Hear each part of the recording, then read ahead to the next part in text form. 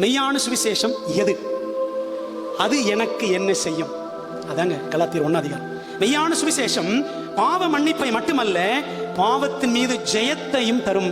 It just true gospel does not only forgive sins, it helps you to overcome sin.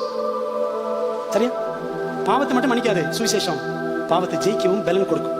அதான் தேவ பலன். அது நிமித்தமே மிருக குணம் படைத்த சவுல் தெய்வம் குணம் படைத்த பவுலாக மாறினார். அதான் கலாத்தியர் 1 அதிகாரம்.